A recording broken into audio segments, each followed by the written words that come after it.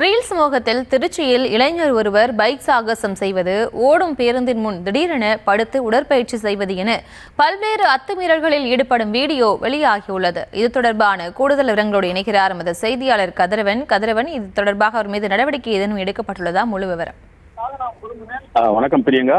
இன்றைய காலகட்டத்தில் பள்ளி கல்லூரி இளைஞர்கள் ரீல்ஸ் முகத்தால் இருசக்கர வாகனத்தில் ஆபத்தான முறையில் நெடுஞ்சாலைகளும் பொதுமக்கள் அதிகம் நடமாடுவதிலும் அச்சுறுத்தும் வகையில் வாகனங்களை ஓட்டி அதனை வீடியோவாக எடுத்து சமூக வலைதளங்களில் பதிவேற்றம் செய்வது அதிகரித்து வருகிறது. இதனை கட்டுப்படுத்துவதற்காக காவல்துறையினர் பல்வேறு நடவடிக்கைகள் எடுத்தாலும் தொடர்ந்து ரீல்ஸ் முகத்தில் இருசக்கர வாகனத்தில் சாகசம் செய்வது நடந்து கொண்டுதான் இருக்கிறது.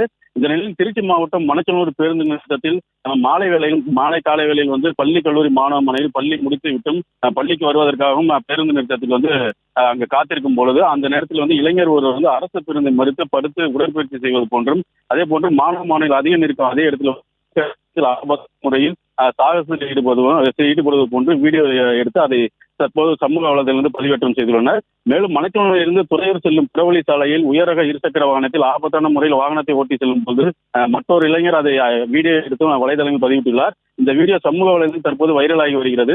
இதற்கு பலரும் நடவடிக்கை எடுக்க வேண்டும் என கோரிக்கை வைத்துள்ளனர். குறிப்பாக இன்றைய இளைஞர்கள் பள்ளி மாணவர்கள் ரீல்ஸ் முகத்தால் இது போன்ற வீடியோ எடுத்து பதிவிடுவது தொடர்கதையாகி வருகிறது.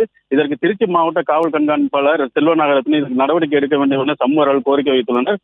தொடர்ந்து தற்போது இந்த வீடியோவானது வெளியாகி பரபரப்பை ஏற்பட்டுள்ளது. இவர் மீது நடவடிக்கை எடுக்க வேண்டும் என பலரும் எதிர்பார்த்துள்ளனர். பிரியங்கா, விவரங்களுக்கு நன்றி கதிரவன்.